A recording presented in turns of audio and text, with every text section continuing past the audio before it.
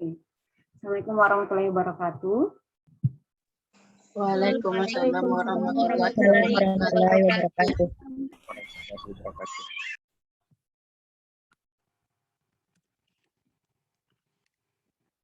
Alhamdulillahirrahmanirrahim. Wassalatu wassalamu ala asrafil anbiya'i wal mursalin wa ala alihi wa sahbihi ajma'in. La ilaha illallah wahdahu la syarikalah wa asyhadu anna Muhammadan abduhu wa rasuluh sallallahu alaihi wasallam la nabiyya ba'da. Bersyukur kita kepada Allah dengan mengucapkan alhamdulillah, bersalawat kita kepada Rasulullah dengan hantaran kata Allahumma shalli ala Muhammad wa ala ali Muhammad. Semua yang Ibu sayangi, hari ini kita akan belajar kembali terkait dengan lanjutan materi penyusunan rancangan pelatihan, khususnya untuk tema terkait dengan transfer of learning dan komunikasi efektif, dan setelah itu nanti akan dilanjutkan dengan evaluasi pelatihan. Ya. Nah, kita akan bahas dulu tentang transfer of learning dan komunikasi efektif. Nah, kemarin kalian sudah membuat bab 1 dan 2-nya ya, terkait dengan latar belakang dan training needs analysis dari pelatihan yang akan kalian laksanakan nanti. Nah, setelah kalian kemudian di-approve, akan melakukan sebuah pelatihan untuk organisasi yang sudah dipilih, maka kalian harus menyusun modul dari pelatihannya. Nah, untuk modul itu sendiri tentunya kalian juga harus paham dengan prinsip-prinsip tentang bagaimana cara mentransfer ilmu, gitu ya, mentransfer pembelajaran yang akan kalian ya. Jadi kalau kita bicara tentang learning, maka kita akan bicara tentang work environment-nya atau lingkungan kerjanya, gitu ya. Kemudian training karakteristik dari peserta trainingnya, dan training design, ya, atau desain dari trainingnya sendiri. Ketiga komponen ini yang kemudian menjadi hal pokok yang menentukan keberhasilan dari sebuah pembelajaran dalam setting pelatihan. Nah, ini terkait dengan bagaimana kita kemudian membantu generate atau menghasilkan gitu ya model pembelajaran, dan kemudian kita memaintainnya tersebut. Nah, ini terkait dengan sistem transfer of training-nya. Nah, work environmental ini terkait dengan lingkungan kerja, yang ini yang mempengaruhi faktor-faktor yang terkait dengan lingkungan kerja. Ini bisa terkait dengan dukungan dari atasan, dukungan dari rekan kerja, fasilitas yang mumpuni, gitu ya, dan tata letak dari meja gitu atau perlengkapan kerja, gitu ya, dan tata letak dari penyusunan kelas, ya. Jadi work environment ini terkait dengan support dari atasan. Bagaimana kemudian peserta ini misalnya ketika dia sudah diutus untuk mengikuti sebuah pelatihan, maka dia dibebas tugaskan hari itu dari pekerjaannya, sehingga dia bisa fokus untuk menerima pembelajaran hari itu, gitu ya.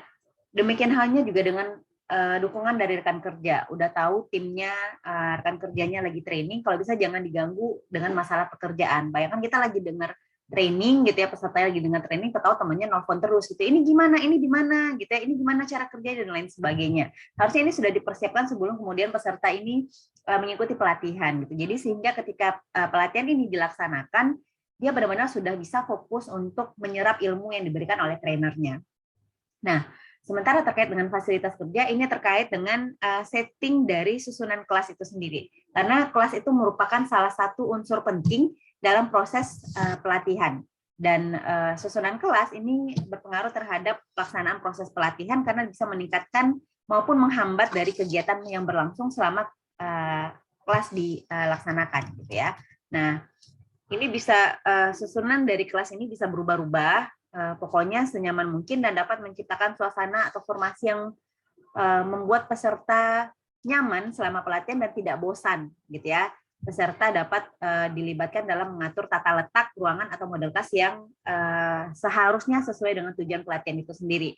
Mungkin Anda semua ingat gitu ya, ketika kita bertemu untuk praktek 2 minggu lalu, saya meminta untuk kelasnya dibuat letter U, karena menurut saya itu yang paling nyaman. Pertama adalah kalian bisa fokus untuk mengikuti pelatihan, tidak ada layer, tidak ada staff gitu ya, sehingga setiap peserta itu bisa langsung melihat trainernya ke depan. Kemudian peserta juga bisa melihat wajah-wajah dari peserta lainnya, gitu ya. Kalau seandainya modelnya itu model classroom, gitu ya, di mana ada staff-staffnya seperti kelas biasa, gitu ya. Peserta yang di belakang ada kemungkinan untuk tidak fokus mengikuti pelatihan. Ada yang sibuk main handphone, melakukan hal lain di luar kepentingan pelatihan, dan itu membuat tujuan dari pelatihan bagi peserta tersebut bisa jadi tidak optimal, gitu ya.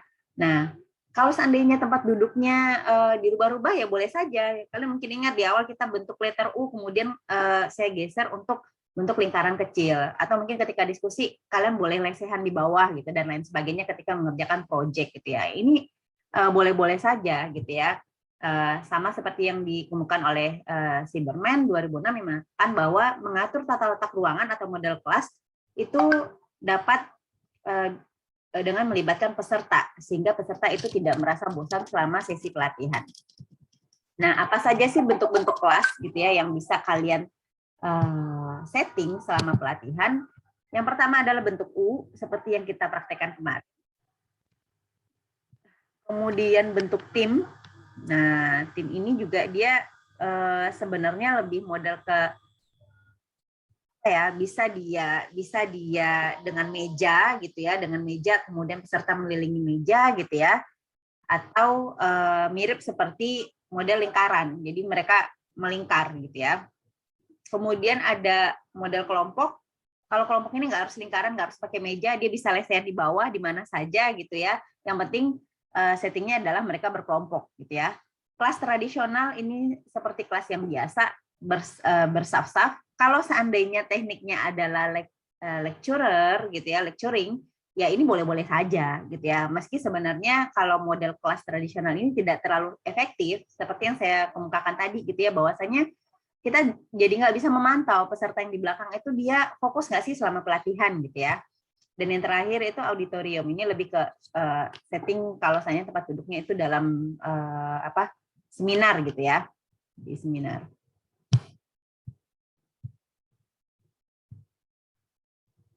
Nah, selanjutnya adalah terkait dengan komunikasi trainer.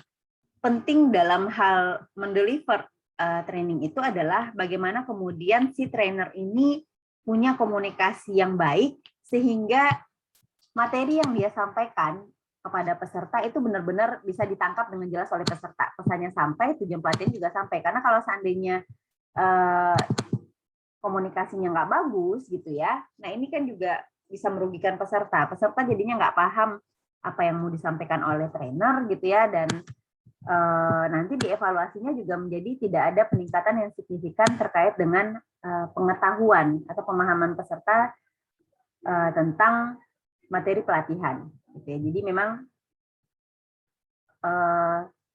penting bagi Ananda semua sebagai calon trainer di sini yang akan memberikan pelatihan untuk mulai berlatih dari sekarang untuk menyampaikan materi pelatihan. Kalian mungkin sudah men-set gitu ya, sebagian gitu ya, kelompok yang sudah di ACC untuk mengadakan pelatihan, sudah men-set untuk materi pelatihannya, modul pelatihannya, maka kalian boleh kemudian mencobakan gitu ya, misalnya di depan kaca gitu ya, sambil ngaca, lihat kira-kira sudah menarik belum gitu ya, kalian ngomongnya sudah lancar belum gitu, kira-kira wajahnya bersahabat nggak selama menyampaikan materi, atau malah ada yang modelnya itu sangat tegang gitu ya. Nanti kalau seandainya kalian sudah sering berlatih seperti itu, kalian akan dengan mudah, apalagi kalau seandainya materi udah jelas, trainingnya masih 2 minggu lagi, kalian sudah mengulang materi-materi ini di depan kaca, di depan kelas, di depan anggota kelompok gitu ya, sudah latihan gitu, sehingga tidak dadakan. Jadi di hari H itu udah nggak sulit lagi menyusun kata-kata yang mau disampaikan kepada trainingnya gitu ya, kepada trainingnya gitu. Jadi kalian bisa gunakan teknik ini untuk latihan sebenarnya. Dan terkait dengan kemampuan komunikasi, ini memang sebenarnya proses ya.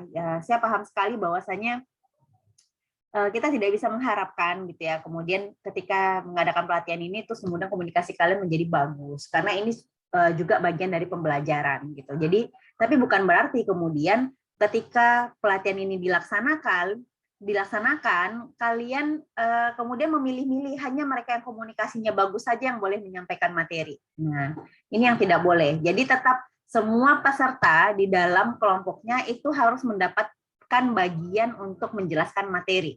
Dan tolong didokumentasikan. Ya, tolong didokumentasikan. Harus ada fotonya setiap peserta dan nanti juga divideokan ya. Jadi tidak hanya foto. Jadi masing-masing kelompok nanti akan mengumpulkan CD dari rekaman pelatihannya. Bukti bahwa setiap peserta itu boleh bentuknya potongan. Kalau terlalu besar gitu ya, saya tidak akan mengecek dari awal sampai akhir gitu ya. Kalau ada bagus, kalau tidak mungkin kalian bisa buat mungkin potongan-potongan dari video pelaksanaan pelatihan yang membuktikan bahwa setiap peserta itu punya sesinya sendiri untuk menyampaikan. Karena ini ajangnya kita untuk berlatih, jadi semuanya wajib untuk berlatih menjadi seorang trainer. Ya. Dan penting sekali untuk komunikasi ini menjadi modal dasar kita. Ini memang semacam hard skill ya, hard skill. Bahwasanya komunikasi ini juga sebenarnya suatu hal yang kalian harus, kompetensi yang harus kalian miliki ketika kalian ingin memasuki dunia kerja dimanapun. Bahkan bukan hanya bekerja, bahkan di sosial gitu ya, di pendidikan gitu. Kita harus punya komunikasi yang bagus sehingga apa ide atau yang pemikiran yang kita miliki gitu ya, ini benar-benar bisa dikomunikasikan dengan baik ke dalam lingkungan gitu ya, sehingga lingkungan bisa juga berespon dengan tepat terhadap kebutuhan kita. Nah, ada beberapa karakteristik yang harus dihindari karena bisa menjadi hambatan dalam berkomunikasi. Yang pertama itu adalah terkait dengan pemberian informasi yang berlebihan. Nah, ini memang harus hati-hati, apalagi ketika kalian memang menggunakan metode lecturing dalam pemberian materi pelatihan. Kadang-kadang peserta itu, mereka nggak ngerasa butuh semua informasi yang kalian sampaikan. Sehingga dia fokus antara iya dan tidak gitu. Jadi mendengarkan, tapi sebenarnya mereka tidak menyerap informasinya dengan baik. Kenapa? Apalagi kalau ketika materinya itu sangat banyak gitu. Jadi kalian harus benar-benar bisa memilih-milih mana yang perlu disampaikan dan mana yang tidak gitu ya. Karena kalau seandainya kalian memberikan informasi yang terlalu berlebihan, itu justru membuat peserta menjadi bosan gitu ya. Karena informasinya terlalu berlebihan. Jadi tidak sesuai dengan kebutuhannya mereka gitu. Apalagi kalau ternyata informasi itu secara leveling itu jauh di atas kemampuan mereka untuk menganalisis hal tersebut gitu ya. Jadi memang harus pemilihan katanya juga, kemudian konten atau jumlah dari informasi yang diberikan ini juga harus diperhatikan. Perhatikan waktu, perhatikan durasi gitu ya, perhatikan materi yang akan diberikan gitu ya. Kata-kata yang dipilih untuk menyampaikan sehingga informasi ini pas sesuai dengan standar yang kalian tentukan terkait dengan materi pelatihan yang akan kalian sampaikan. Kemudian yang kedua adalah kepercayaan dan kredibilitas. Ya, sekali lagi ini adalah ajang kalian untuk berlatih. Makanya kemarin saya juga menyarankan kalian untuk mencari trainee-nya itu bukan teman selevel kalian, bukan mahasiswa, bukan pula orang yang sudah bekerja di sebuah perusahaan. Tapi memang saya menyarankan itu ya anak SMA gitu ya, SMP gitu ya, remaja gitu ya, yang secara usia mungkin di bawah kalian, secara pengalaman juga di bawah kalian. Sehingga kalian masih lebih bisa lebih percaya diri dan dianggap punya kredibilitas, ya. Apalagi mereka dapat materi itu dari mahasiswa UIN, jadi akan ada rasa lebih dihargai dan kalian juga akan lebih pede ketika menyampaikan materi ini, gitu ya. Karena ya harus diakui kadang-kadang ketika kita masuk ke sebuah lingkungan yang ternyata pengalamannya itu lebih mumpuni dari kita, mereka sudah lebih lama hidupnya dari kita, gitu ya, terus kemudian secara pengalaman mungkin kerja sudah ada sementara kita masih mahasiswa, itu juga mungkin walaupun bisa tapi nggak banyak gitu ya yang bisa kemudian bisa tetap mempertahankan kepercayaan dirinya dan terlihat kredibel ketika memberikan pelatihan di level-level yang itu di atasnya dia gitu ya.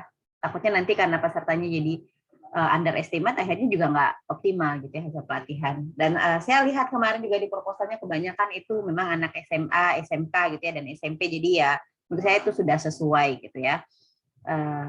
Sesuai untuk kalian kemudian harusnya bisa lebih pede dan kalian bisa memperlihatkan kredibilitas kalian selama membawakan materi pelatihan. Kemudian yang ketiga ini waktu. Nah, durasi, kemudian kapan kalian melaksanakan pelatihan itu juga harus diperhatikan. Sedapat mungkin gitu ya. Memang kita paling fresh itu menerima ilmu itu memang di pagi hari gitu ya. Dan tidak modelnya itu monoton. Ibaratnya misalnya dari jam 8 sampai jam 12 itu memang harus diperhatikan juga sesi-sesi untuk break-nya, untuk istirahatnya, refresh-nya gitu ya. Dan memang harus dioptimalkan untuk sesi-sesi kalau sifatnya itu lebih banyak lecturing itu di bawah jam 12 gitu, karena biasanya kalau udah siang, kalau untuk simulasi mereka mungkin akan lebih semangat gitu. Tapi kalau seandainya untuk menerima materi baru itu mereka rada-rada cepat gitu ya, terganggu konsentrasinya. Kalau hanya menyampaikan materinya cuma 15 menit, 10 menit, mungkin mereka masih tahan. Tapi kalau sudah lewat dari 15 menit, biasanya mereka udah ngantuk. Nah, kalian memecah-mecah materi itu juga harus punya strategi yang bagus gitu ya. Materinya kebanyakan, pas aja di waktunya juga tepat, pemberiannya juga harus diperhatikan. Sehingga peserta benar-benar selama sesi pelatihan ini bisa menangkap informasi atau ilmu yang kalian sharing ke mereka gitu ya. Itu benar-benar sesuai dan tepat sasaran, dan juga mereka menerimanya nyaman gitu ya, terutama dalam segi waktu.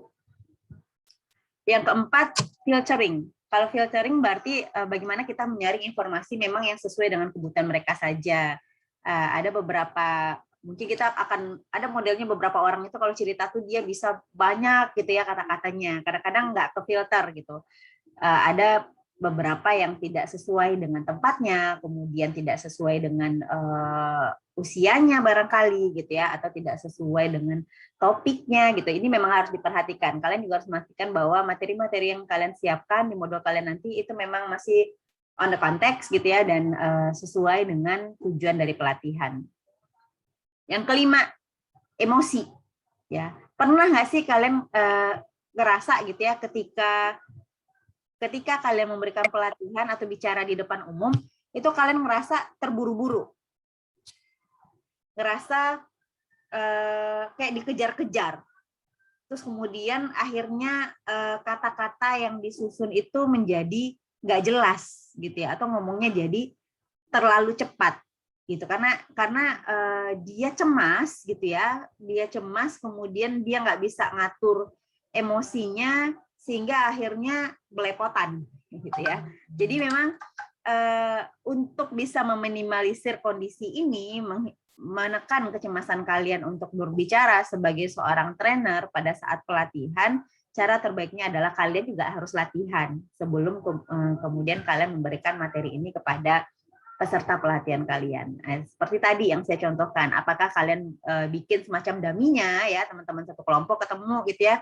gantian menyampaikan pelatihan, kemudian temannya feedback, apa yang harus diperbaiki dari cara bicara saya, kira-kira tadi waktu saya menjelaskan kalian paham nggak gitu ya, terus kemudian ya kira-kira saya harus bagaimana tipsnya supaya bisa lebih baik lagi gitu ya, penyampaian saya lebih jelas, kalimatnya lebih teratur gitu ya, dan emosinya jadi lebih tertata. Apalagi dalam kondisi ini, mungkin kalau kalian nggak ketemu, kalian bisa modelnya itu dengan Zoom gitu ya, ketemu di Zoom, kemudian kalian sharing gantian untuk menjelaskan gitu, dan kalian saling feedback gitu. Jadi memang saya berharap memang fungsi dari kelompoknya ini bisa dioptimalkan sehingga kalian juga bisa belajar gitu ya, dan mempersiapkan dengan baik materi transfer of learning-nya kalian, sehingga ketika kalian datang kepada trainingnya itu benar-benar sangat siap gitu, sehingga kepercayaan diri dan kredibilitas kalian itu juga terjaga selama pelaksanaan sesi pelatihan. Nah, kalau sudah seperti itu, pastinya peserta jadi lebih percaya sama materi yang kalian sampaikan, dan tujuannya juga pasti akan lebih tercapai gitu ya. Dan yang terakhir itu adalah kesesuaian pesan. Nah, ini mungkin terkait dengan contoh-contoh yang nanti akan kalian berikan selama pelatihan, pastikan itu relevan dengan materi yang kalian sampaikan gitu. Jadi jangan nanti materinya tentang A, kalian contohnya tentang Z gitu ya, jadinya jauh melenceng kemana-mana ya. Meski sih sebenarnya ini sering kejadian gitu, ini balik lagi gimana caranya kita kemudian membelokkan gitu ya, kembali kepada konteks atau topik yang sedang dibahas. Ibu juga sering kejadian seperti ini, memberikan pelatihan ternyata saya kasih contoh, loh kok kayak nggak relevan ya, tapi kemudian saya bilang, oh ini kaitannya tuh di sini, kita kayak ngasih benang merahnya lagi gitu ya. Kita bicara tentang pelayanan publik, tapi saya bahasnya tentang misalnya tentang LGBT gitu ya.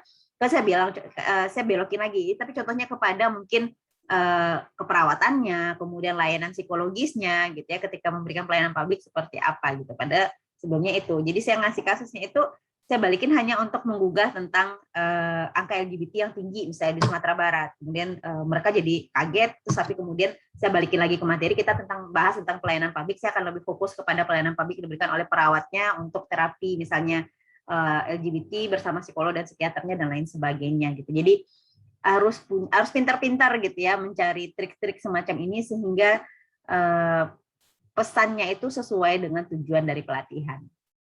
Sampai sejauh ini ada yang mau bertanya?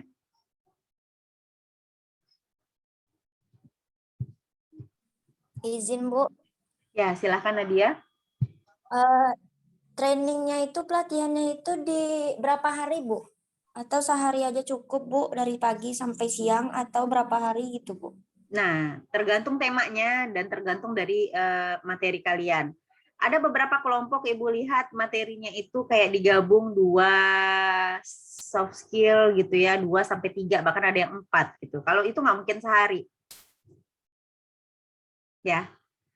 Nah, kalau seandainya misalnya cuman tentang satu, misalnya tentang kerjasama gitu ya, satu tema aja mungkin itu bisa sehari, atau komunikasi aja itu mungkin bisa sehari. Tapi kalau ternyata temanya tentang komunikasi yang ada komponen tanggung jawab dan organizational awareness-nya ditambah dengan kerjasama, itu nggak mungkin sehari, minimal tuh 2 atau 3 hari gitu. Nah ini makanya dikembalikan lagi ke hasil TNA-nya ya gitu. Kalau kalian nggak mau berlama-lama dalam memberikan sesi pelatihan, fokus pada satu topik saja. Dan itu kalian bisa lihat urgensinya itu berdasarkan hasil TNA-nya kalian. Cukup sehari kalau dari pagi sampai sore, tapi nggak mungkin 2 jam ya Nadia ya. Yang namanya pelatihan itu minimal seharian. Gitu ya, minimal seharian 6 jam pelajaran. Jadi kalau 6 jam itu misalnya dari jam 9 sampai jam 3 selesai itu masih inilah gitu ya, masih oke lah gitu. Tapi kalau cuma 2 jam itu namanya seminar. Ya, hanya untuk level kognitif saja, untuk evaluasi pengetahuan aja. Sementara kita akan melakukan yang namanya perubahan perilaku kan, atau skill gitu. Itu nggak cukup hanya dengan 1 jam 2 jam gitu. Ya. Baik, Bu. Terima kasih, Bu. Ya, sama-sama. Ada lagi yang mau bertanya?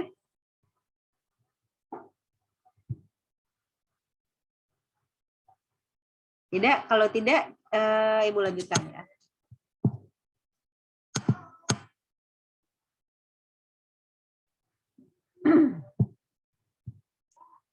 Oh, ini tadi ada contoh-contoh terkait dengan tempat duduk ya. Mungkin kalian masih bingung apa bedanya gaya tim, bentuk U, kelompok dan lain sebagainya. Ibu coba share.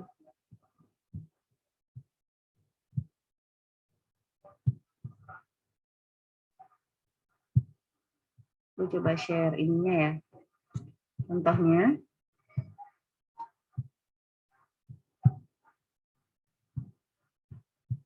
Nah, kalau bentuk U itu modelnya seperti ini. Ya. Ini seperti kemarin gitu ya. Tapi biasanya memang kebanyakan kalau bentuk U ini masih ada meja di depannya gitu ya. Kalau kemarin kita kan ya ada meja ya, meja yang melekat ke kursi gitu. Nah, kalau bentuk yang gaya tim ini seperti ini. Lebih banyak berhadapan-hadapan sih sebenarnya. Biasanya ini kalau 3 orang ada observernya 1 di bagian sampingnya gitu ya, antara si A dan si B gitu. Ini gaya tim. Kalau lingkaran seperti yang kalian biasa pakai di kelas kemarin pas tugas kelompoknya. Nah, seperti ini ya. Tugas kelompoknya, ini lingkaran. Nah, kalau model kelompok seperti ini. Jadi dia bisa dia memanjang gitu. Yang penting dia mengelilingi sebuah meja biasanya kalau yang model kelompok itu. Yang kelompok tapi berpencar. Ya, kalau ruang kelas tradisional seperti ini. Ya, gitu ya, auditorium yang ramai itu seperti itu contohnya.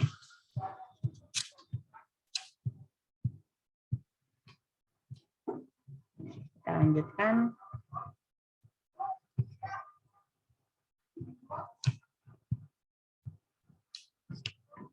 Deliver training tadi ya, learning.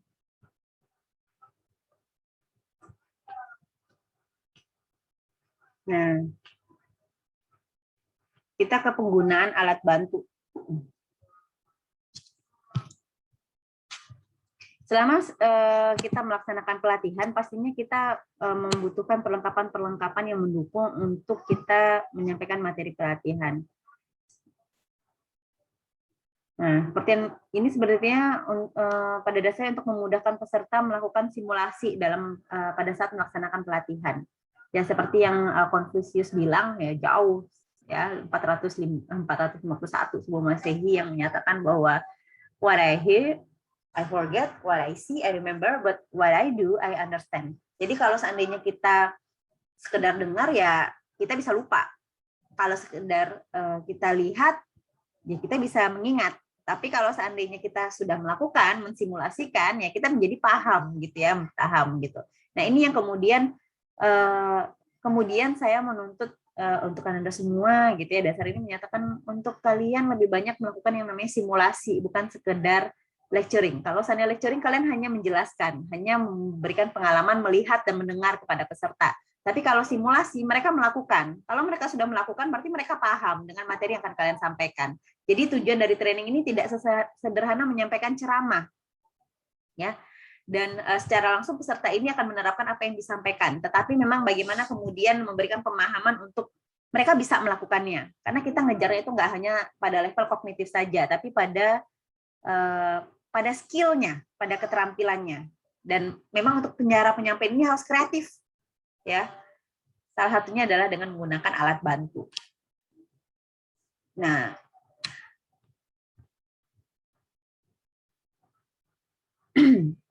kalau kita lihat dari piramida belajarnya, ya,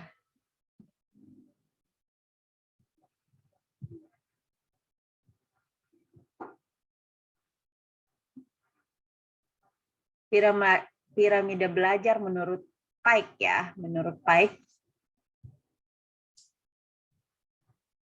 Kalau seandainya dengan metode lecture kita hanya menjelaskan saja, peserta mendengar.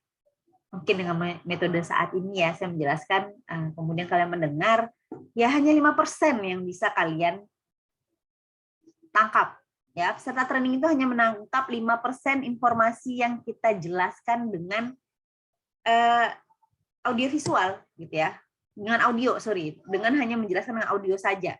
Tapi ketika mereka kemudian disediakan bahan bacaan,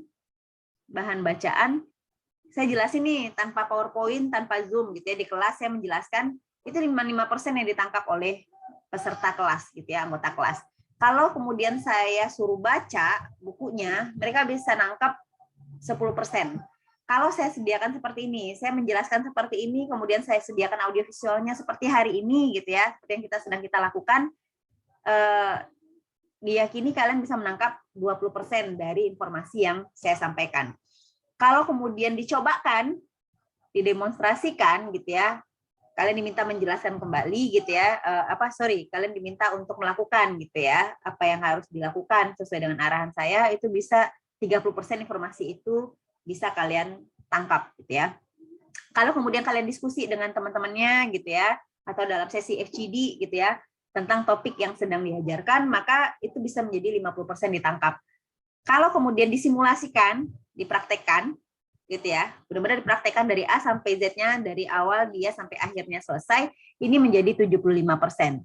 Dan kalau kemudian kita mengajarkannya ke orang lain, ini bisa menjadi 90%. Ya, 90% itu teaching other. Hanya 10% dari ilmu atau learning yang mau kita transfer itu yang hilang gitu ya.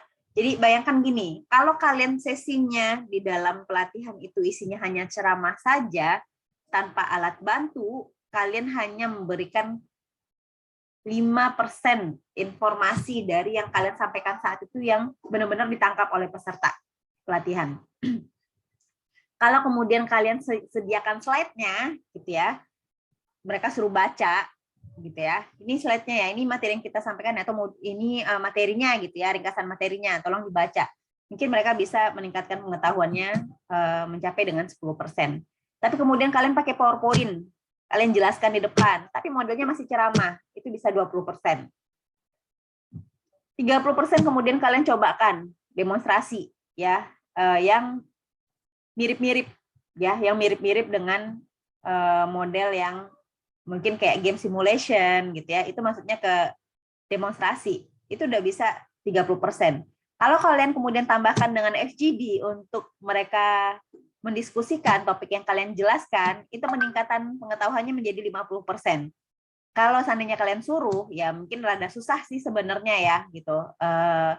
Kalian mempraktekkan ini, tapi ini kita cobakan sebenarnya di kelas, di sekolah, di kuliah ini gitu ya, dimana kalian kemudian mempraktekkan untuk menjadi seorang trainer. Saya mau ngejar nih skillnya, upgrading skillnya kalian gitu ya, menjadi seorang trainer. Maka saya minta kalian kemudian mempraktekkan mulai dari menyusun rancangan pelatihan sampai kemudian kalian melaksanakan dan mengevaluasi pelatihan kalian. Makanya sebenarnya saya mau mengejar itu minimal 75%. Tapi kemudian ketika kalian bisa mengajarkan itu kepada adik kelas kalian nanti gitu ya, atau mungkin pihak lain yang kemudian belajar tentang bagaimana sih cara orang psikologi menyusun pelatihan. Nah, kalian mengajarkan ke mereka, itu kalian di kalian sendiri itu ilmunya itu sudah terserap 90%. Ya, makanya sebenarnya jangan pelit ilmu ya, jangan pelit untuk ngajarin orang lain, karena sebenarnya ini malah membuat value editnya itu kepada diri kita sendiri sebenarnya. Ketika kita bisa teaching others, maka kita bisa menyerap sebenarnya informasi, menguasai 90% dari apa yang kita jelaskan kepada orang lain tersebut. Sampai sejauh ini ada yang mau bertanya?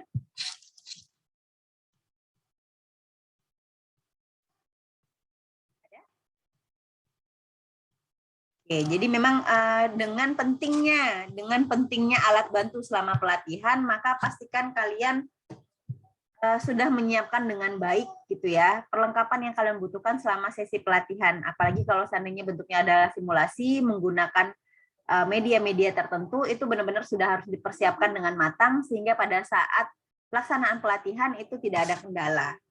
Ya.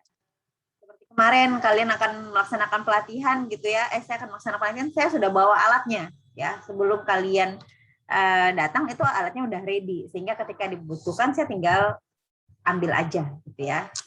Ini memang harus untuk kerjasamanya untuk anggota kelompok ketika butuh pelatihan itu PJ-PJ-nya tolong diperhatikan juga untuk fungsinya, jangan sampai nanti ada perlengkapan yang kurang. Jadi tiba-tiba mau membutuhkan apa gitu ya, membutuhkan karton misalnya ternyata nggak ada gitu ya, atau nggak kebawa atau lupa segala macam, jadinya kan blunder sendiri. Sementara modulnya udah disiapin gitu ya. Jadi panik sendiri takutnya nanti. Oke, sejauh ini ada yang mau bertanya terkait dengan transfer of learning?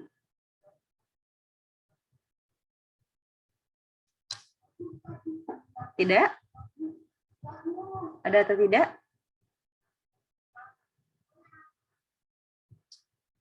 Kalau tidak, akan kita lanjutkan terkait dengan evaluasi pelatihan. Sebenarnya evaluasi pelatihan ini sudah bagian akhir ya dari materi dari pelatihan. Ini memang selanjutnya kita akan lebih banyak presentasi terkait dengan progres dari laporan dan persiapan untuk kalian melaksanakan pelatihan. Jadi untuk 2 minggu ke depan itu adalah pemantapan modul selama sampai dengan pertengahan November ya, itu memang pemantapan modul gitu ya. Kalian untuk kelompok-kelompok yang belum di ACC bab 1-2-nya tolong segera revisi dengan baik. Yang kemarin ada memberikan tapi tidak ketemu, ternyata ada di rumah saya nyelip gitu ya. Insya Allah nanti akan saya bawa ke kampus, kalian juga bisa ambil gitu ya. Nanti di resepsionis sama Kak Ica gitu ya, maksimal besok. Untuk limit perbaikan saya tunggu sampai dengan Jumat ya. Jumat gitu. Jumat atau Senin nih kemarin saya iniin. Atau Kamis.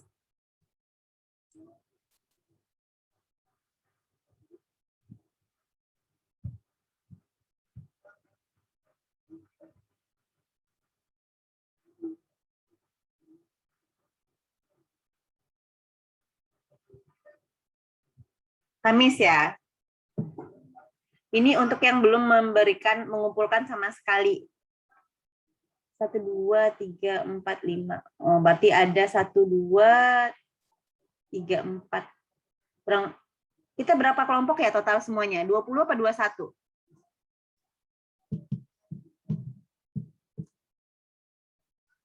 21, Bu.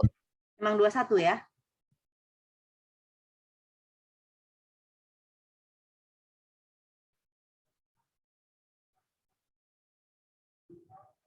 Emang 21 ya?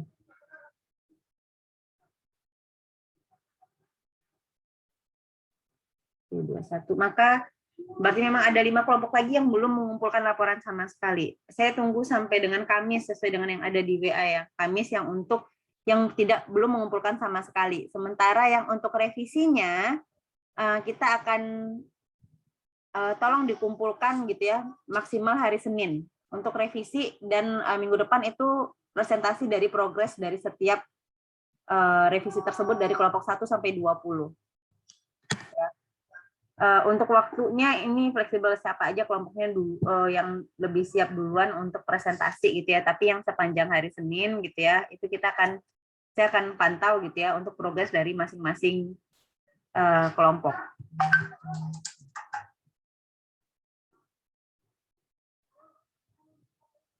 Oke, kalau seandainya tidak ada pertanyaan, saya akan lanjut menjelaskan terkait dengan evaluasi pelatihan.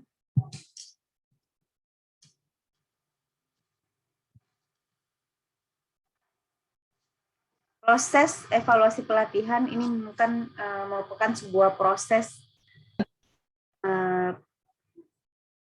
menilai, gitu ya, penilaian untuk melihat apakah pelatihan ini memberikan dampak yang sesuai dengan target yang diinginkan.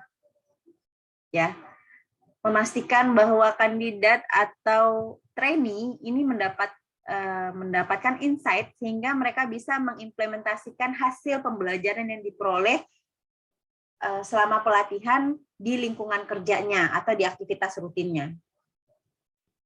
Tujuannya sendiri adalah menurut Sinha yang pertama adalah untuk pemberian feedback, memastikan bahwa peserta mendapatkan feedback dari trainernya terkait dengan bagaimana mereka bekerja saat ini, kompetensinya saat ini yang itu sudah sesuai apa belum dengan harapan, gitu ya. Dan terkait dengan materi, apakah pemahaman mereka itu sudah sesuai dengan tujuannya pelatihan. Kemudian yang kedua, tujuan dari dilakukannya evaluasi pelatihan ini adalah untuk research. Karena evaluasi pelatihan sendiri bertujuan untuk memastikan terjadinya pemerolehan pengetahuan dan transfer dari materi, sehingga bisa diaplikasikan di tempat kerja. Hasil dari evaluasi ini bisa menjadi bahan penelitian untuk mengukur bagaimana efektivitas atau keberhasilan dari sebuah pelatihan ini sendiri. Jadi pelatihan sendiri ini banyak digunakan dalam metode-metode penelitian eksperimen. Kalau nanti kalian skripsi ingin memberikan intervensi, pelatihan itu adalah sebuah intervensi yang bisa kalian lakukan. Dan hasil evaluasi pelatihannya itu bisa kalian gunakan sebagai data penelitiannya kalian. Sudah ada beberapa senior kalian yang kemudian melakukan gitu ya penelitian eksperimen dengan pendekatan pelatihan ini untuk mengetahui efektivitas dari perlakuan yang mereka berikan, kemudian mereka mengukurnya sebelum dan setelah pelatihan, itu diperbandingkan dengan metode pemrosesan data per sampel t-test, sehingga diketahui perbedaan antara kelompok yang diberikan perlakuan dengan yang tidak. Nah, ini bisa dilakukan kalau seandainya kalian punya hasil evaluasi pelatihan, ya bisa dijadikan sebagai bahan penelitian. Nah, yang ketiga fungsinya itu adalah fungsi kontrol. Evaluasi pelatihan ini bertujuan untuk mengawasi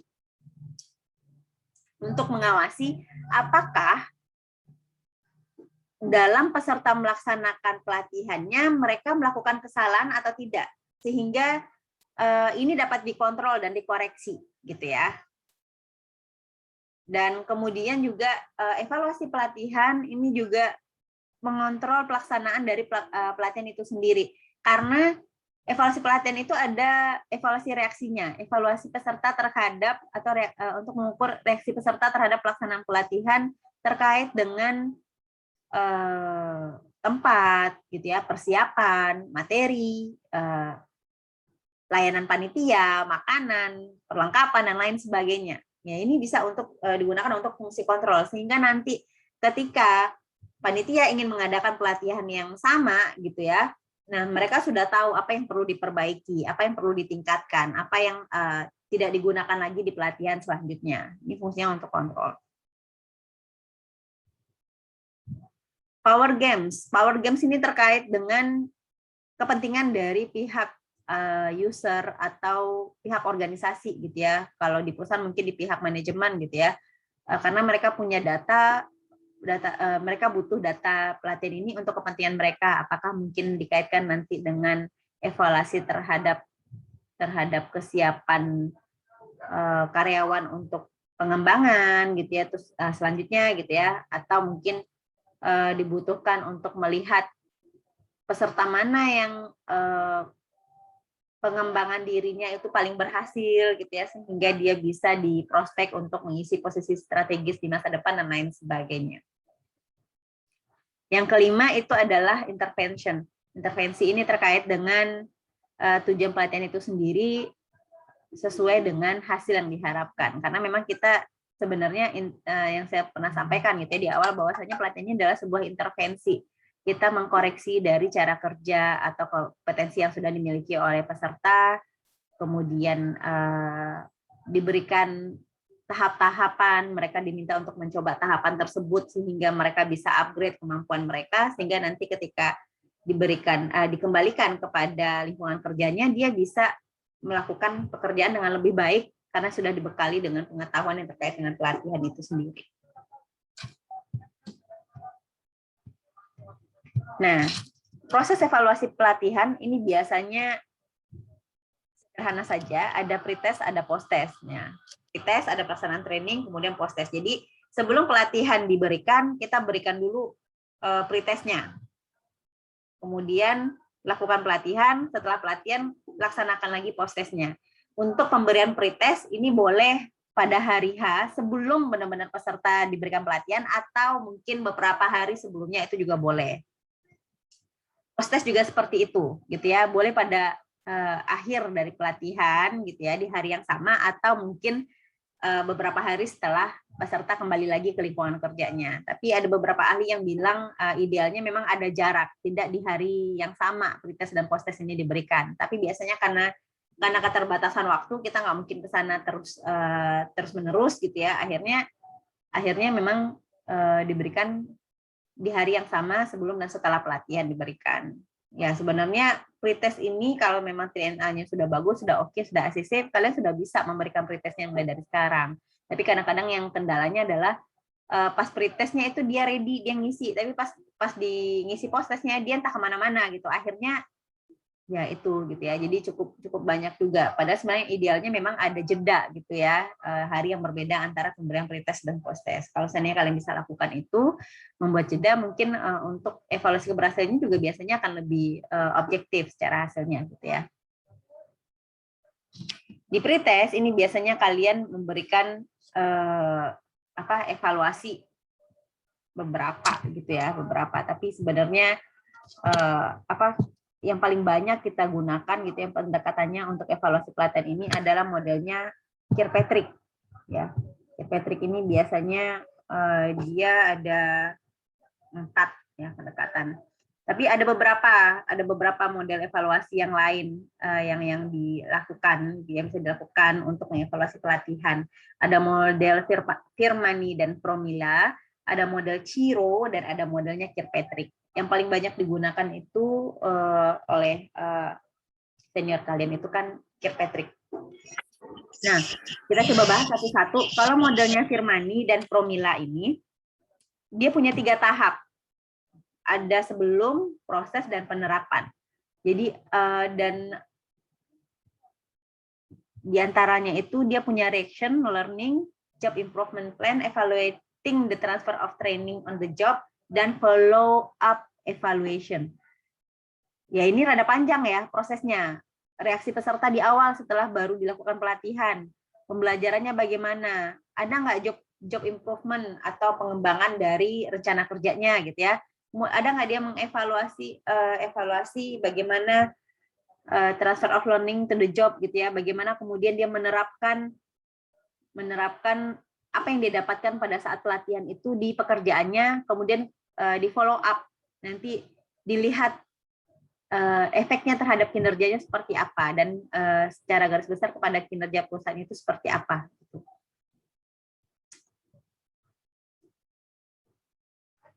Jadi di sebelum pelatihan biasanya kalau model Firmani dan Promila ini dia akan memastikan hasil yang maksimal dari sebuah pelatihan. Nah, dia mencocokkan antara ekspektasi para trainee dengan tujuan organisasi melakukan pelatihan dan persyaratan yang telah ditentukan. Nah, memang tapi sebelumnya perlu dilihat lagi bagaimana tingkat pengetahuan trainee-nya, keterampilan dia miliki, sikap, potensi yang dimiliki dari para calon trainee.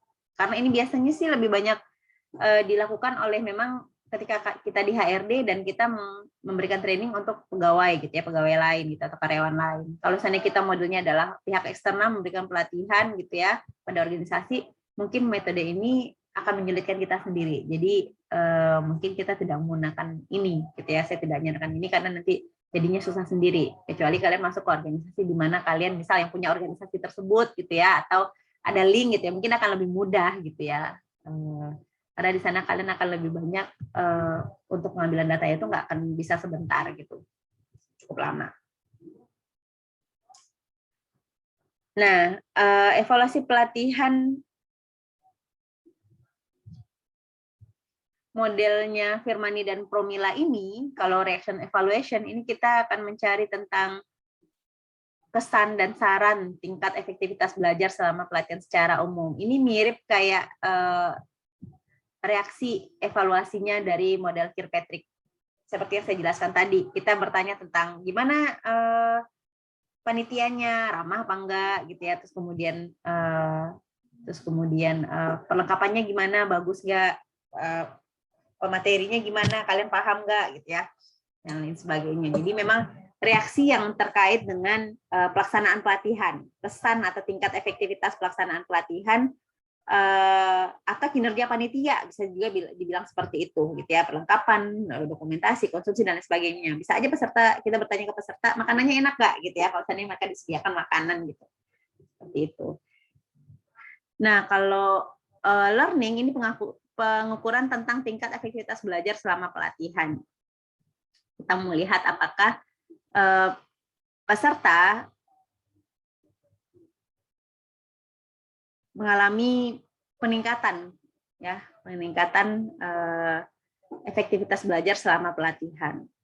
Job improvement plan ini terkait dengan peningkatan performa trainee setelah proses pelatihan untuk diaplikasikan setelahnya. Kalau di learning itu pada saat dilaksanakannya pelatihan, kalau job improvement plan setelah pelatihan, ada nggak efek pelatihan tersebut bisa diaplikasikan dalam pekerjaannya sehari-hari? Sementara evaluating the transfer of training to the job, ini evaluasi terhadap hasil kerja membantu penilaian efektivitas sebuah program pelatihan. Nah, mungkin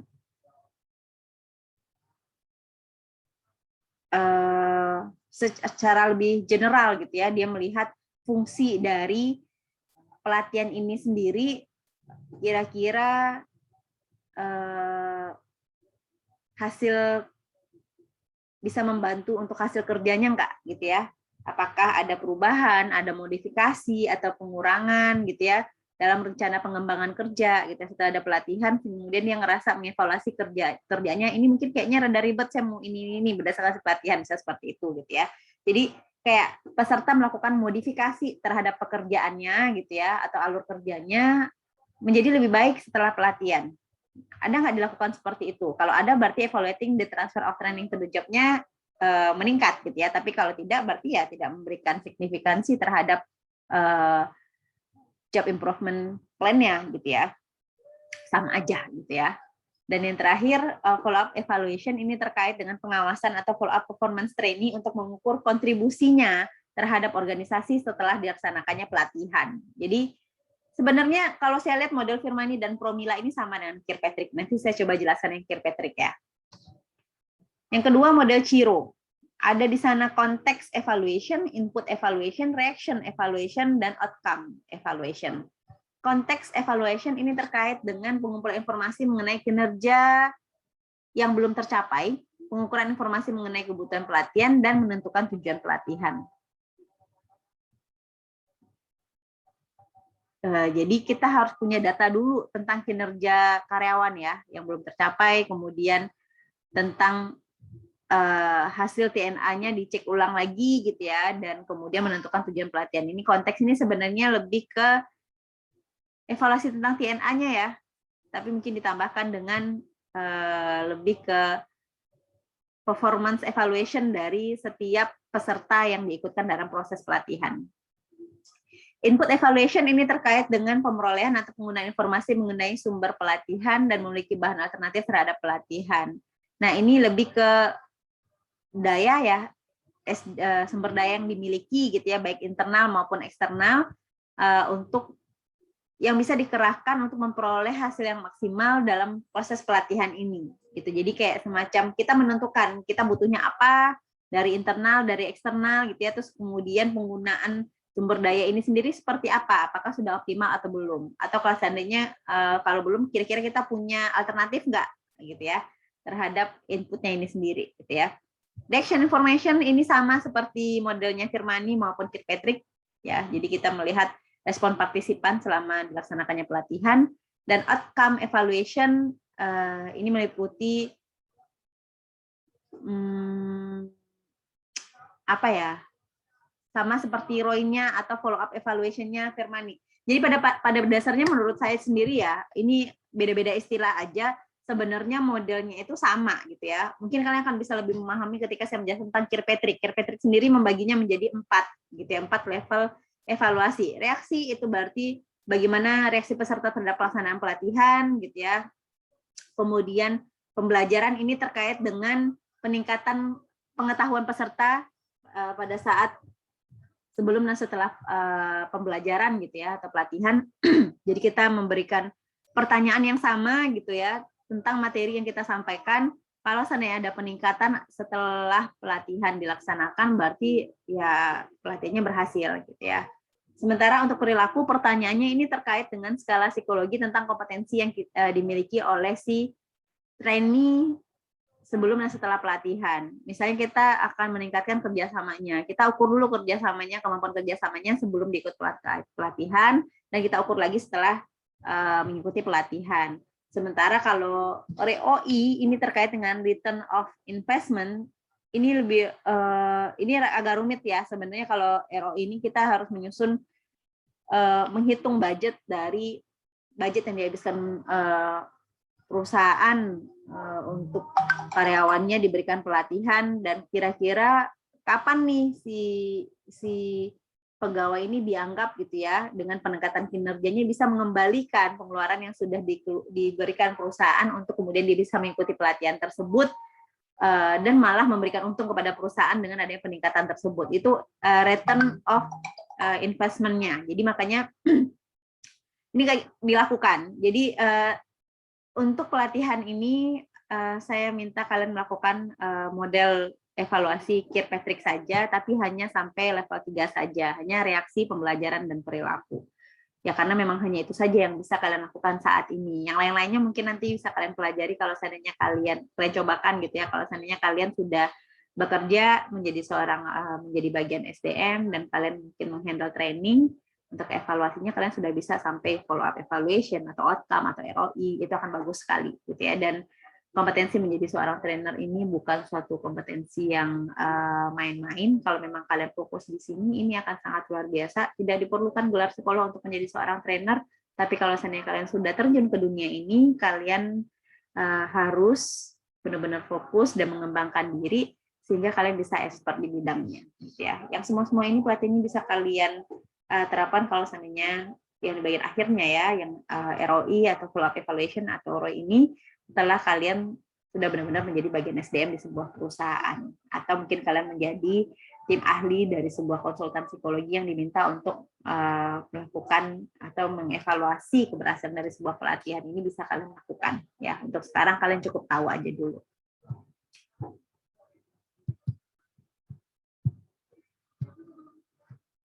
Nah, ini sudah. Nah, bab 3 ini sudah ya.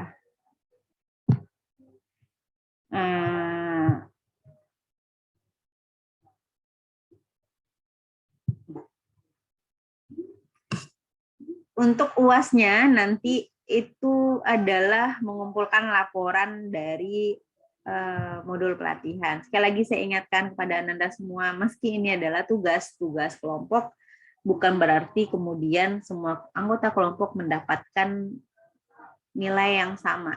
Tapi kontribusi kalian akan sangat dinilai terhadap anggota kelompoknya. Jadi kalau seandainya kontribusinya sangat minimal, sangat mungkin kalian mengulang kembali mata kuliah ini. Dan sebenarnya saya tidak terlalu suka bertemu dengan mahasiswa yang ulang.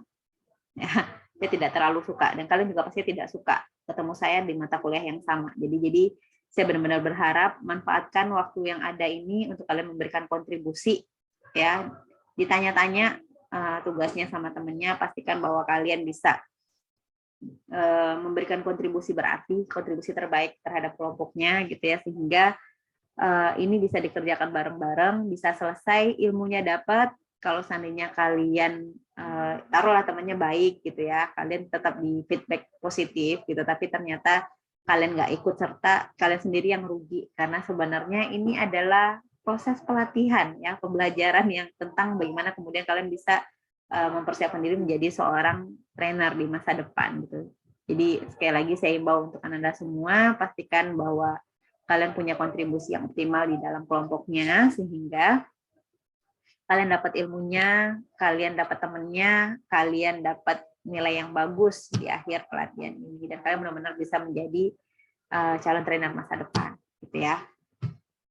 Dari saya cukup, barangkali ada yang ingin bertanya untuk pertemuan kuliah kita, materi kita terakhir tentang evaluasi pelatihan. Nanti mungkin setelah beberapa modulnya selesai atau setelah kalian melaksanakan pelatihan, akan ada satu materi lagi sih, tapi itu mungkin nanti akan saya undang senior kalian untuk menyampaikan terkait dengan bagaimana cara mengolah data hasil evaluasi pelatihan.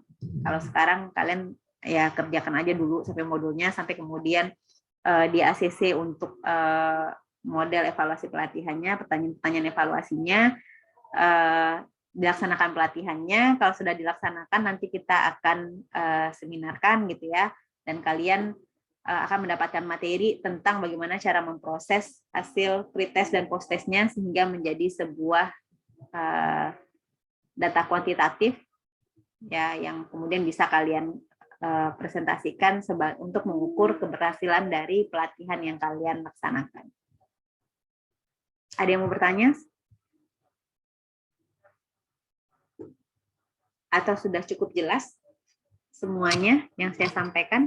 Cukup jelas apa cukup bingung? Cukup jelas, Bu. Cukup jelas ya. Mudah-mudahan cukup jelas. Kalian juga harus banyak sharing dengan senior kalian, sehingga kalian juga punya ini ya, punya gambaran ini next step-nya tuh bagaimana gitu ya. Kalau saya bingung, jangan sungkan untuk bertanya ke grup, nanti akan saya arahkan. Baik, apakah ada yang mau bertanya? Sekali lagi saya tanya, atau sudah cukup? Kalau sudah cukup, ini nanti materinya seperti biasa akan saya upload lagi di YouTube, dan boleh diinformasikan nanti juga ke teman-temannya yang tidak bisa mengikuti materi hari ini, bisa cek ke YouTube-nya sehingga bisa dipahami materi hari ini secara bersama-sama. Dan kalian juga kalau misalnya mau diulang lagi gitu ya, kalian bisa intip-intip lagi di YouTube-nya sehingga kalian bisa mendapatkan pemahaman yang sama terkait dengan transfer of learning dan evaluasi dari pelatihan. Tidak ada? Izin bertanya, Bu. Oke, silahkan Devi. Devi mau bertanya mengenai tugas yang kelompok kemarin, Bu. Kan kelompok 14 nggak ada, itu udah ketemu atau gimana? Sudah Ibu informasikan tadi ya, kita akan telat ya. Di Ibu sini ada kelompok 11, nanti akan Ibu serahkan di resepsionis ya. Kelompok 13, kelompok berapa nih? Kelompok 8, kelompok 14, kelompok 9, dan kelompok 5 ini ada di rumah. Nanti akan Ibu serahkan di resepsionis, jadi kalian ambil feedbacknya ya. Nanti siang ya, Bu. Jangan sekarang. Baik, Sekarang terima kasih, masih Bu. siang. Ada lagi? Tidak? Ada? Zeli? Yang kelompok 20 kemarin juga udah ngumpul, Bu. Di mana? Langsung ke Ibu dikumpul sama perwakilan, Bu. Nggak ketemu. Yang 20 ya? Iya, Ini Bu. 8. Tidak ada. Tolong diantar lagi ke kampus ya. Yang ada cuma ini. Baik, Bu. Ya. Terima kasih. Ya. Ada lagi?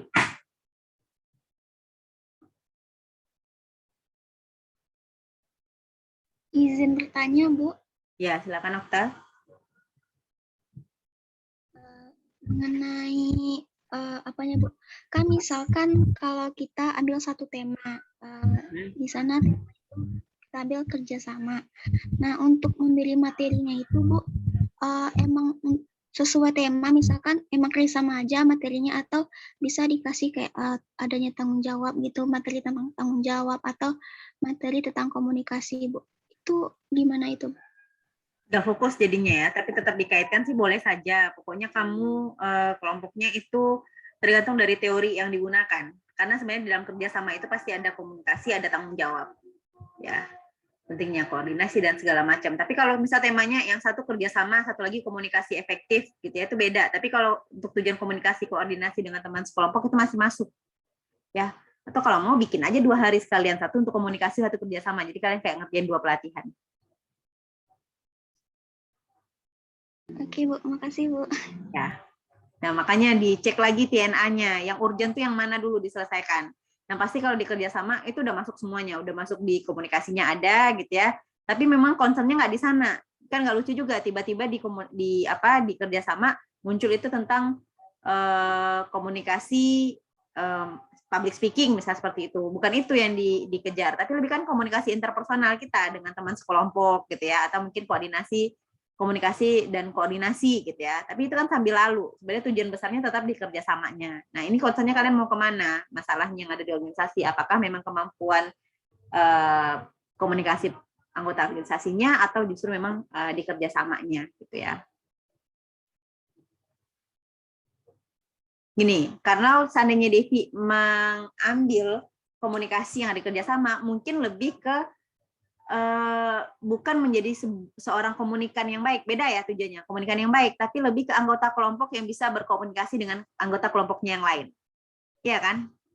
Seperti itu, gitu. Jadi tidak mungkin fokusnya itu menjadi komunikan yang baik, gitu ya, atau public speaking gitu, agak lari kalau seandainya ke sana, gitu. Tapi kalau seandainya masih sebatas untuk tujuan koordinasi kelompok, ya masih bisa diserempetin ke sana. Sama dengan tanggung jawab, gitu ya. Kalau kita bicara tentang kerjasama pasti ada tanggung jawab individu tujuannya adalah untuk capai bersama. Bukan fokusnya di tanggung jawabnya, tapi kemudian bagaimana si individu ini aware kan, aware tentang tanggung jawabnya dan kemudian dia bisa menyatu gitu ya dengan anggota kelompok lain dalam mencapai tujuan bersama seperti itu. Ya bisa aja, tapi tujuannya mungkin judulnya mungkin kerjasama aja misalnya gitu ya satu. Dan tergantung lagi dari teori atau sumber yang kalian gunakan sebagai materi pelatihannya kalian. Gitu ya, Okta ya. Iya, Bu. Ada lagi yang mau bertanya? Bu, izin bertanya, Bu. Silahkan, Arina. Kan kemarin yang proposal kelompok 4 kan udah lanjut ke modul kan, Bu, tapi kan proposalnya nggak ketemu, kata Ibu. Nah, tadi yang Ibu bilang proposal yang udah ketemu itu nggak ada di sana kelompok 4, Bu. Gimana jadi Aduh, itu, Bu? gimana ya? Antar lagi aja lah ya, supaya tak tahu. Kalian bisa dapat feedback-nya juga. Oke, Bu. Berarti nanti kami antar lagi, tapi tetap lanjut buat modul kan, Bu? Iya, mudah-mudahan ya. Oke, Bu. Makasih, Bu. Oke. Ada lagi?